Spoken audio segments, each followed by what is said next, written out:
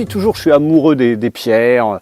Je voulais être archéologue quand j'étais petit. Dès que je vois un truc en ruine, ça me fait mal. Enfin bref, j'ai toujours été passionné par ça. Et de l'époque médiévale, une époque extraordinaire. Et du coup, quand l'occasion s'est présentée, grâce à Agnès, Agnès qui s'occupe du château de Dieulouard et qui savait que j'étais passionné de ça, eh bien, elle m'a dit qu'il y avait ce château en vente. On était le voir, évidemment, avec sa situation et le fait qu'il soit vraiment d'origine médiévale, ça a été le coup de foudre. Et voilà, un petit coup de folie et c'est parti.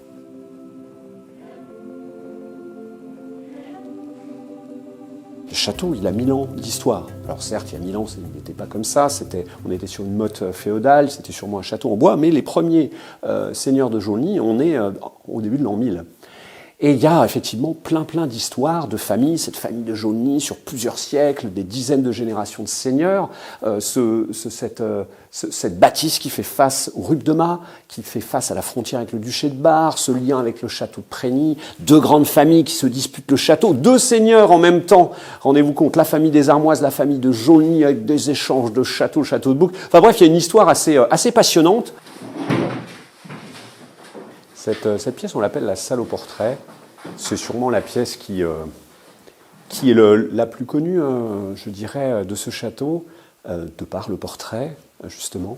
Portrait qu'on retrouve d'ailleurs dans pas mal de livres, dans beaucoup de livres qui traitent de la théorie de la survivance de Jeanne d'Arc, avec cette fameuse Jeanne des Armoises. C'est une dame qui est apparue 5 ans après, après la mort de Jeanne d'Arc, qui s'est présentée à Metz, qui était un peu un État indépendant à l'époque, et elle s'est présentée aux nobles de Metz, qui l'ont reconnue comme Jeanne d'Arc. On a fait venir ses frères qui l'ont reconnue aussi. Ça, c'est ce qui est indiqué dans la chronique du doyen de Saint-Thibault, à Metz, qui contait ce qui se passait dans le coin.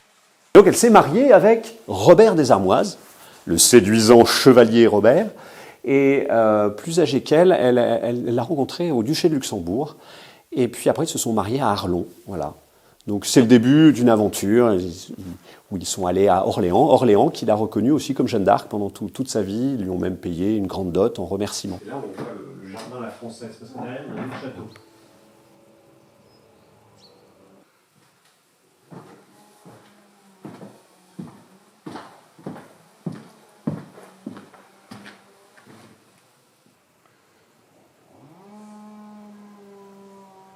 La toiture, on est côté ouest en plus, là, face au rempart, face au vent dominant. Et là, elle est vraiment dans un triste état. Il y a même des poutres qui sont tombées. Ça a été doublé parce qu'il y a quand même une bombe qui est tombée en 14. C'était doublé par du sapin, mais là, c'est triste à voir et ça ne peut pas attendre non plus quand même trop longtemps.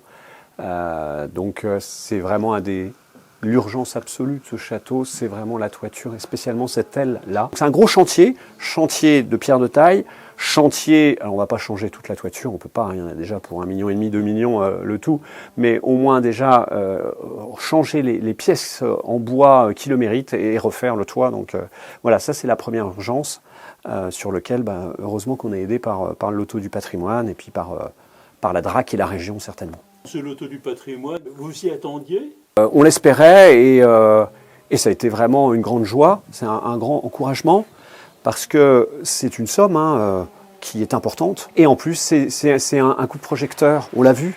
Dès que l'annonce a été faite à la journée du patrimoine, on ne savait plus quoi donner de la tête, on a eu peut-être 400 personnes qui sont venues. Donc c'est aussi c'est de l'argent et c'est un coup de projecteur, une reconnaissance. Enfin, c'était vraiment très important et c'est très important pour nous, on est très reconnaissants.